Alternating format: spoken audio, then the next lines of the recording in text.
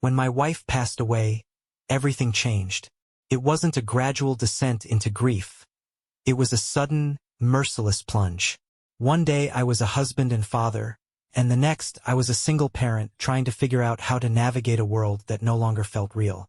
My daughter Lily was only 8 at the time, too young to understand the permanence of death. She asked questions I couldn't answer. Where did Mommy go?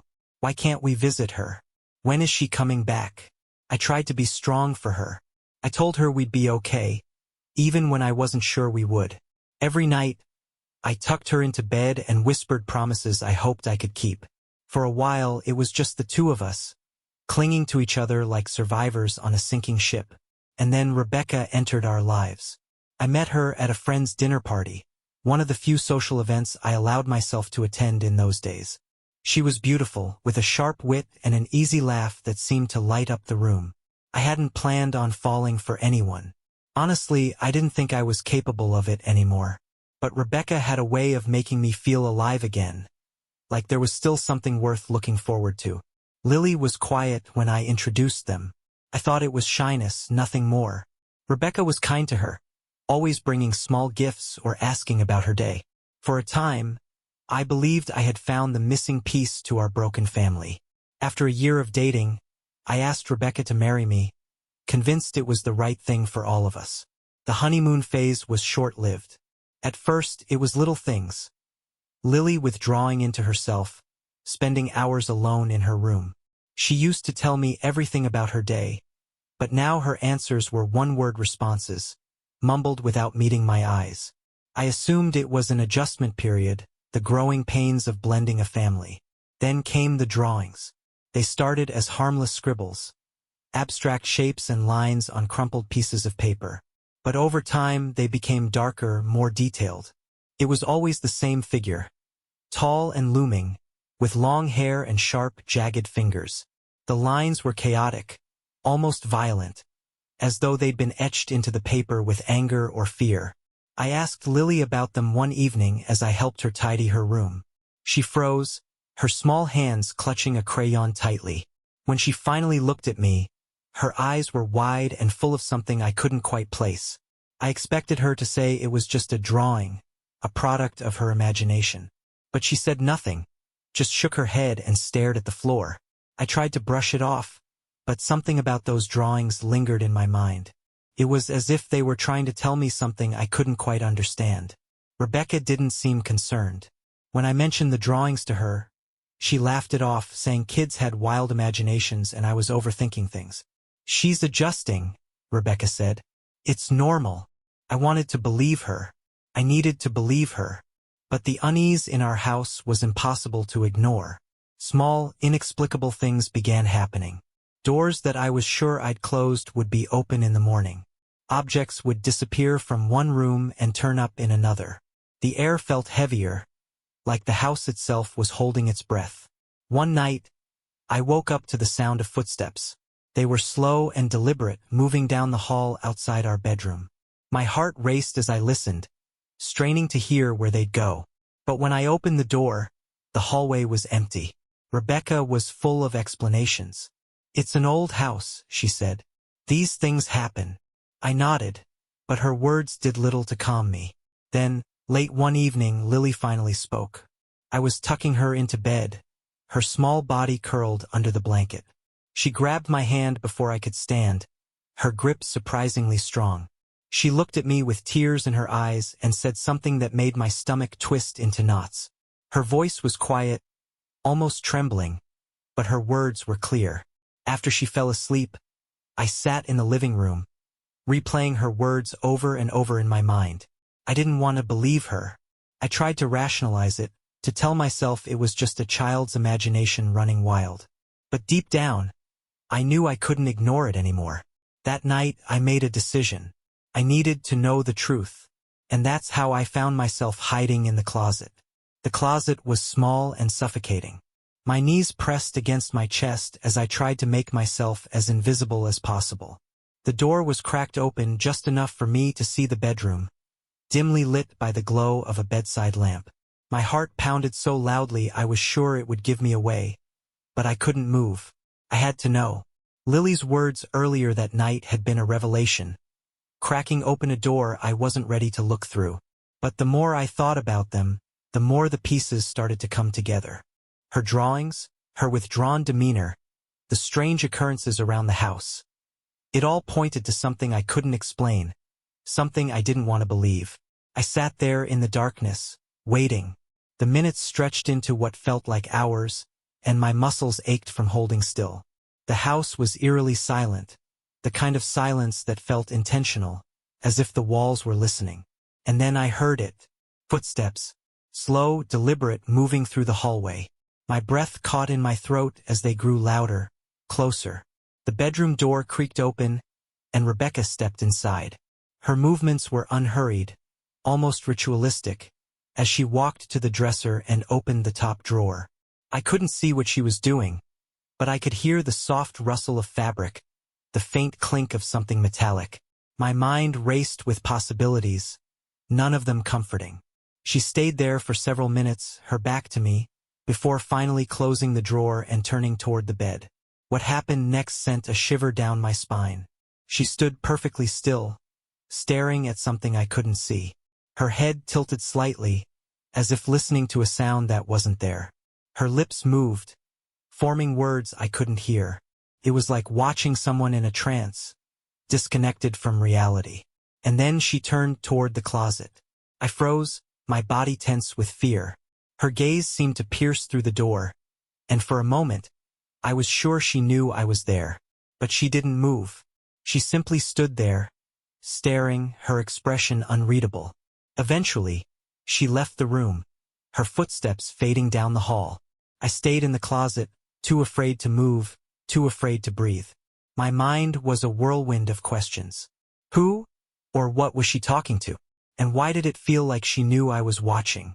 When I finally emerged, the bedroom felt different. The air was colder, heavier, as if whatever had been there with her hadn't left. I approached the dresser, my hands trembling as I opened the top drawer. Inside, I found a collection of objects that didn't belong to me or to her.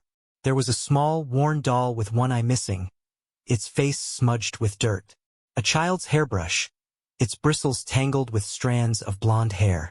And at the bottom of the drawer, a stack of photographs. I pulled them out, my breath hitching as I flipped through them. They were of Lily, taken without her knowing. Some were of her playing in the yard, others of her asleep in her bed.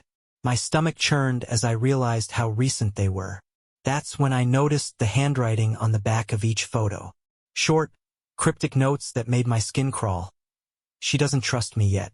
She'll learn. Almost ready. I shoved the photos back into the drawer, my mind racing. Rebecca had always seemed so put together, so loving. But these items told a different story, one I couldn't ignore. I needed answers, but I wasn't sure how to get them, or if I even wanted to. The rest of the night was a blur. I couldn't sleep, couldn't shake the image of her standing there, speaking to something unseen. The house felt alive in a way it never had before, its shadows deeper, its silence louder. Lily stayed asleep, oblivious to what I'd found. I envied her innocence, but I also feared for her. Whatever was happening in this house, whatever Rebecca was hiding, I knew one thing for certain. I had to protect my daughter, no matter the cost. But deep down, I couldn't escape the gnawing fear that it was already too late. After that night, I couldn't look at Rebecca the same way. Every interaction felt like a performance. Every smile she gave me another mask she wore. I couldn't tell if it was paranoia taking root or if I was finally seeing her for who she truly was. I wanted to confront her about the photos, about the strange objects in the drawer, but every time I tried, I stopped myself. How could I accuse my wife without proof? And what would happen to Lily if I was wrong? So I watched. I observed her every move, searching for answers in the mundane moments of our daily lives. At breakfast, I noticed the way she glanced at Lily, her eyes lingering a second too long. When she thought no one was looking, her expression shifted, just for an instant, to something cold, almost calculating. The house, too, seemed to change. It wasn't just the odd creaks or misplaced objects anymore. It was a feeling, a heaviness that settled over everything. Shadows seemed to stretch farther than they should, and certain rooms felt colder, even when the sun was shining. Lily stopped playing in the yard and spent most of her time in her room, the door slightly ajar as if she didn't trust being completely alone. One afternoon, while Rebecca was out running errands, I went back to the drawer. The photos were gone. The doll, the hairbrush, everything I'd found that night, had vanished. In their place was a folded piece of paper. My hands trembled as I opened it. The note was written in a hurried, jagged scrawl. Nothing like Rebecca's usual neat handwriting. Stay out of it. You don't know what you're dealing with. My heart pounded as I stared at the words. Who had left it there? Rebecca? Or was it someone or something else? I felt like a stranger in my own home, trapped in a place where nothing was as it seemed. That night I couldn't sleep. I lay in bed, staring at the ceiling, every creak and groan of the house amplified in the silence. Rebecca slept beside me, her breathing slow and steady. I envied her calm, though I suspected it was as much a mask as everything else. It was around 2 a.m. when I heard the sound. A faint whisper, so soft I thought I might have imagined it. It came from the direction of Lily's room. I sat up, straining to listen. There it was again, low, insistent, like a one-sided conversation. I got out of bed as quietly as I could, careful not to wake Rebecca. The hallway was dark, the air colder than it should have been. As I approached Lily's door, the whispering stopped. I hesitated, my hand on the doorknob, before slowly pushing it open. Lily was asleep, her small body curled under the covers. The room was still, but something felt wrong. The shadows seemed to ripple, as if disturbed by an unseen force. I stepped inside, my eyes scanning the room. That's when I saw it. In the corner, near the window, stood a figure. It was barely visible, more shadow than substance, but its outline was unmistakable. Long hair, sharp, jagged fingers. It didn't move, didn't acknowledge me, but I could feel its presence, oppressive and menacing. My chest tightened as I backed away, my instincts screaming at me to run. I closed the door quietly and stumbled back to my room, my heart racing. Rebecca was still asleep, her face serene in the dim light. I wanted to wake her, to demand an explanation, but fear held me back.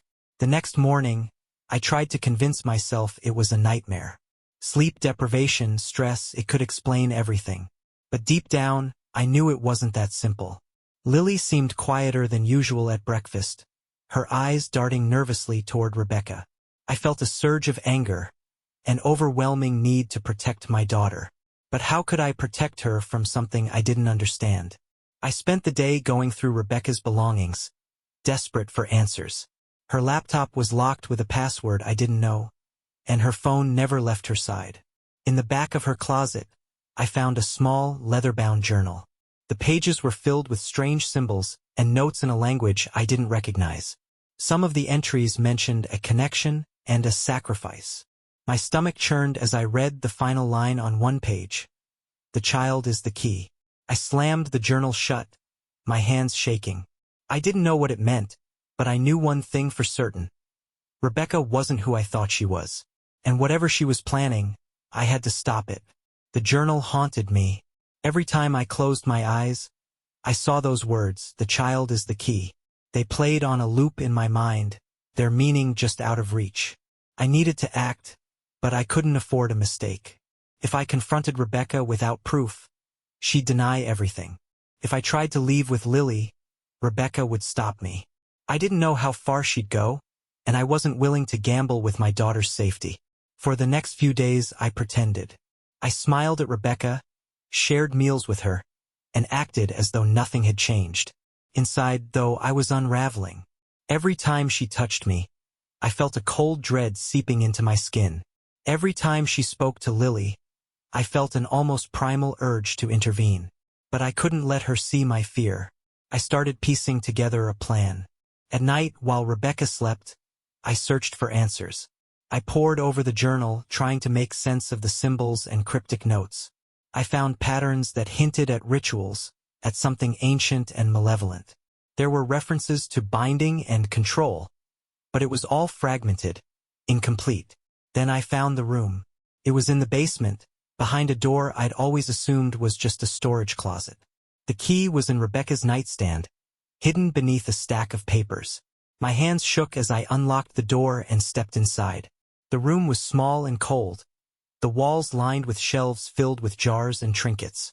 There were candles, melted down to stubs, and symbols painted on the floor in a dark, dried substance. In the center of the room was a small table with a single photograph placed carefully on top. It was Lily. The sight of her smiling face, surrounded by these objects, made my blood run cold. I felt a surge of anger, a desperate need to destroy everything in that room. But I forced myself to stay calm. If Rebecca found out I'd been here, I'd lose the advantage. I took the photograph and left, locking the door behind me. That night I couldn't sleep. I lay awake, staring at the ceiling, my mind racing with questions. What was Rebecca planning? What did she mean by "the child is the key"? The answers felt just out of reach, taunting me. In the early hours of the morning, I heard the whispering again. It was faint at first, like the rustle of leaves, but it grew louder, more distinct. I sat up, my heart pounding, and realized it wasn't coming from Lily's room this time. It was coming from the basement. I crept down the stairs, each step careful and deliberate. The house was dark, the shadows stretching long and menacing. When I reached the basement door, the whispering stopped. For a moment, I stood there, frozen. Then I opened the door. The room was empty, just as I'd left it, but the air felt heavier, charged with an unseen energy. The candles had been relit, their flames flickering despite the lack of a breeze. In the center of the table was a new object, the doll from the drawer upstairs. Its one remaining eye seemed to watch me, its smile twisted and malevolent. I stepped closer, the hairs on the back of my neck standing on end. The symbols on the floor seemed to pulse, as if alive. A sense of dread washed over me, and I realized I wasn't alone. Something was there with me, something I couldn't see but could feel. The weight of its presence pressed against my chest, making it hard to breathe. I stumbled backward, desperate to escape, and slammed the door shut behind me. Upstairs, I found Rebecca sitting in the living room. She looked up at me, her expression calm but her eyes sharp, as if she knew exactly where I'd been. She didn't say a word, but her silence was more unnerving than anything she could have said. I went to check on Lily, my heart still racing. She was asleep, her small form curled up under the blankets. I watched her for a long time, my mind racing with plans and possibilities. I needed to get her out of this house, away from Rebecca, but I didn't know how. Rebecca's control over us felt absolute, like she was always one step ahead. Every time I thought I'd found a way out, something stopped me. A look, a whisper, a shadow that shouldn't have been there. But I couldn't let her win. Whatever she was planning, I had to stop it, even if it destroyed me in the process. The days that followed felt like a fever dream. Rebecca's presence became suffocating, her every move laced with a quiet menace. She hovered near Lily more than usual, her touches lingering, her voice sickly sweet when she spoke to her. I could feel the clock ticking, the unspoken tension building toward something I couldn't predict. I spent every waking moment preparing to escape. I hid a packed bag in the trunk of my car, kept my wallet and keys on me at all times, and rehearsed the words I'd say to Lily when the moment came. But the weight of what I'd discovered in the basement, and Rebecca's uncanny ability to sense when I was scheming, kept me paralyzed. Then came the night everything changed. Rebecca announced she had planned a special evening for the two of us, sending Lily to bed earlier than usual. It was out of character for her, but I couldn't refuse without arousing suspicion. So, I sat across from her at the candlelit table, the flickering light casting shadows on her face. She smiled at me, but there was something in her eyes, a knowing glint that made my skin crawl. She poured me a glass of wine, her movements graceful and deliberate. I hesitated before taking a sip, the taste bitter on my tongue. She seemed to watch me more closely than usual, her gaze almost predatory. As the evening wore on, my unease grew. The way she spoke, the way she moved, It all felt orchestrated, as if she were leading me toward a moment I wouldn't be able to undo. When we moved to the living room, she sat closer than she usually did, her hand brushing against mine. Her touch was cold, sending a shiver down my spine. I tried to pull away, but she leaned in, her voice low, her words laced with a dangerous kind of intimacy. The night blurred after that. Whether it was the wine or the sheer weight of my fear, I couldn't say, but I stopped thinking, stopped resisting. For the first time in weeks, I let my guard down, and Rebecca seized the moment. When it was over, I felt hollow. I sat on the edge of the bed, my head in my hands, unable to meet her gaze. She seemed content, her expression smug, as if she had won some unspoken battle. But the worst part wasn't what had happened, it was how I felt afterward. There was a fleeting moment when I thought I could pretend it didn't mean anything, that I could go back to the way things were. But that moment passed as quickly as it came. What we had done wasn't just a betrayal of trust, it was a point of no return. The next morning I couldn't look at her. Every smile she gave me felt like a taunt, a reminder of the power she held over me. But I wasn't the only one who had changed. Lily avoided both of us, her usual quiet demeanor replaced with a tense wariness. I couldn't shake the feeling that she knew. The breaking point came that afternoon. I walked past Lily's room and saw her sitting on the floor, her head bowed as she drew on a piece of paper. The sight should have been comforting, but something about it filled me with dread. I stepped closer and froze when I saw what she had drawn. It was Rebecca and me standing in the basement. Between us was the doll, its single eye glaring up at me from the page. But what caught my attention was the shadowy figure looming behind us, its sharp fingers reaching out toward Lily. I snatched the drawing from her hands, my voice catching in my throat as I asked her about it. She didn't respond. She just stared at me, her eyes filled with a quiet accusation that cut deeper than any words ever could. That night, I made my decision. I couldn't stay in this house any longer. Whatever hold Rebecca had over me, whatever twisted plans she had for Lily, I had to break free. But Rebecca wasn't going to let us go without a fight. The moment I decided to leave felt like the calm before a storm. I knew Rebecca wasn't going to let us go without a fight, but I couldn't stay. The suffocating tension in the house, the constant fear for Lily's safety. Everything had led to this point. There was no turning back now. It was past midnight when I crept into Lily's room, my heart pounding in my chest. I had to be careful, move with precision. I gently woke her up, careful not to alarm her. She blinked at me, confused and groggy, but I could see the fear in her eyes. She knew something was wrong. She didn't need to be told twice. I motioned for her to follow me, and together we silently moved through the dark house. Every step felt heavier than the last. The silence was deafening, the quietness of the night almost oppressive. The house was too still, too perfect in its silence, as though waiting for something. I kept glancing over my shoulder, expecting Rebecca to appear at any moment. We made our way to the front door. I was almost there, almost free. But just as I reached for the handle, a chill crawled up my spine. I froze, the hairs on the back of my neck standing on end. There, standing at the top of the stairs, was Rebecca. She didn't have to say anything. Her presence alone stopped me cold. Her gaze was fixed on me, calm and cold, like she had already anticipated this moment. There was no rage in her eyes, no accusation, just a quiet understanding that I was trying to leave, and that I would never be allowed to. I stepped in front of Lily, my body instinctively protecting her. Rebecca started down the stairs, her steps slow and deliberate, her eyes never leaving mine. In her hand, she carried the doll, the one that had haunted me since the first day I had discovered it. Its single, blackened eye seemed to gleam in the dim light, its twisted grin a mockery of everything I had feared. Rebecca's movements were unervingly graceful as she approached. There was no haste, no sense of urgency, as if she knew there was no place left for me to run. Every time I moved, she was there, blocking my path. Every attempt to flee was futile, as if the very house itself had conspired against me.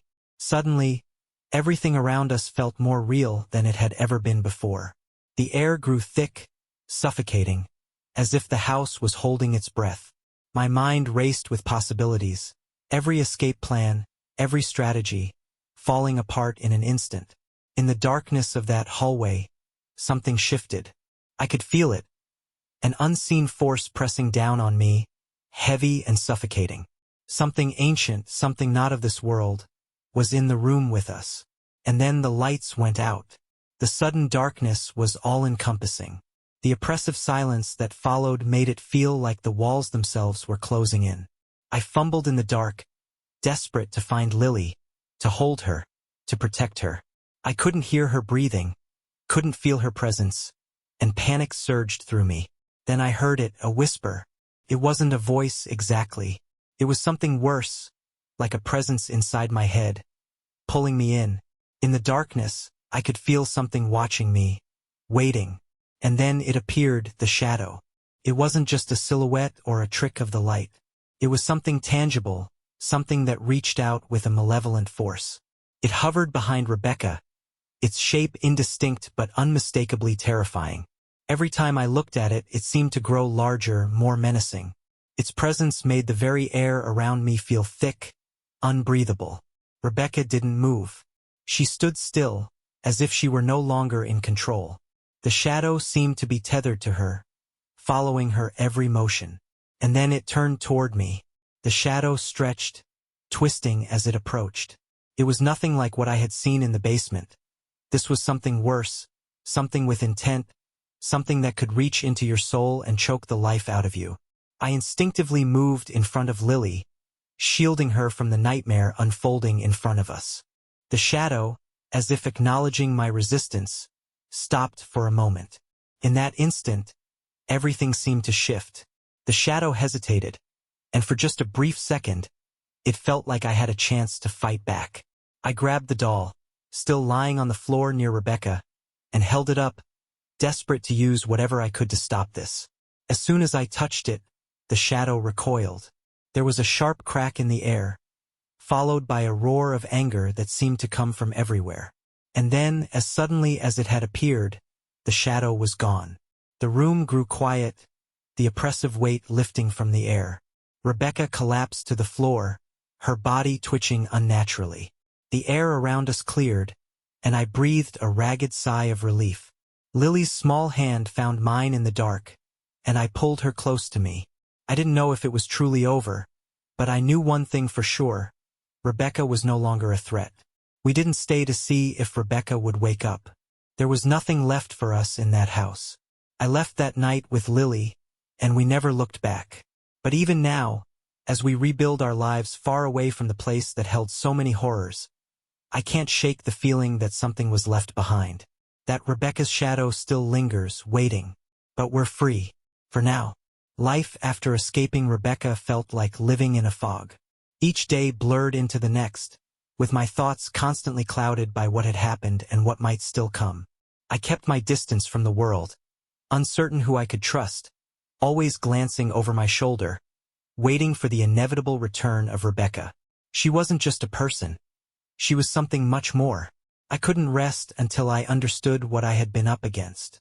The house, the doll, the shadow, it was all too much to simply walk away from. I began searching for answers, scouring old newspapers, court records, and anything I could find that might explain Rebecca's twisted existence. First, I found nothing. But as the days passed, something began to unravel. Pieces of Rebecca's past surfaced in the form of old documents. Adoption papers, court files, and cryptic reports led me to a chilling discovery. Rebecca had been married before, and in every case, her spouse had either vanished without a trace or turned up dead under mysterious circumstances. In each instance, children were involved, children who disappeared, leaving behind only broken homes and unanswered questions. The worst part came when I uncovered a photograph. It was grainy, decades old, but there was no mistaking it. Rebecca was in the photo, her face as young as the day I had met her, smiling with an unsettling calm. The photo wasn't just an image of her. It was proof that she had not aged a day in all those years. I began to piece together the truth. Rebecca wasn't just a woman. She was part of something ancient, something dark and powerful. She was a vessel for an entity, an otherworldly force that had been feeding on innocence and fear for centuries. And Lily had been her next target. I found one last letter, hidden in an abandoned church on the outskirts of town. It was written by someone who claimed to have survived Rebecca's grasp. The letter described Rebecca as a being trapped between worlds, an agent of the entity that sought to claim the souls of children. The child was always the key to sustaining its power, and once chosen, they could never escape. The final lines of the letter sent a chill through me. Once marked, the child will never be free. I returned to our motel that night, feeling the weight of what I had uncovered. I didn't know how to protect Lily or myself from what was coming. But I knew one thing: Rebecca was never going to stop. As I lay in bed, unable to sleep, I heard it, the whisper. It was faint, distant, but it was there. I tried to shake it off, telling myself it was just paranoia, but the unease in my chest wouldn't subside. Then I felt it, the cold, the pressure. Something was in the room with us. I rushed to the window, looking outside for any sign of danger, but the street below was still. I turned back to the room, and that's when I saw her. Rebecca stood at the door, her presence almost suffocating. But something was different. She wasn't the woman I had known. She wasn't even human anymore. Her form flickered like a shadow in the dim light, her features twisting and warping. She was no longer just a person to be feared. She was something more, something terrifying. I backed away from her, but she didn't approach. She didn't need to. Instead, the shadow, the same one that had haunted me in the house, appeared behind her. It was larger now, more powerful, its presence consuming everything in its path. The room felt like it was closing in, the walls pressing down on me. Lily had been right all along. She had known what Rebecca was before I did. She had always known. The shadow advanced, its shape becoming clearer, its intent unmistakable. But just as it reached for us, I felt a surge of determination. The photo, the letter, it had all pointed to one thing. I had the power to stop this. I grabbed the photograph of Rebecca, the one from all those years ago, and held it up. The moment it touched the air, the shadow faltered, its form flickering. Rebecca's body twisted in agony, her form contorting as the entity that controlled her fought back. But the photo was too powerful. The shadow shrieked, an unearthly noise that made the air itself vibrate. And in a flash of light, Rebecca and the shadow vanished. The room fell silent, the suffocating pressure lifting from the air. For the first time in what felt like forever, I could breathe. The darkness that had been haunting me was gone. But even as I looked around the room, I knew this wasn't over. Rebecca had been defeated, but the darkness she had brought with her had left a permanent mark. Lily stood quietly in the corner of the room, her small form framed by the faint light coming through the window. She didn't say anything. She didn't need to. She had known all along. We left that night, never looking back. But as I drove away, a part of me remained behind, still trapped in that house, still haunted by the horrors we had faced. And in the back of my mind, I couldn't help but wonder, was Rebecca truly gone, or had something far worse been released in her place?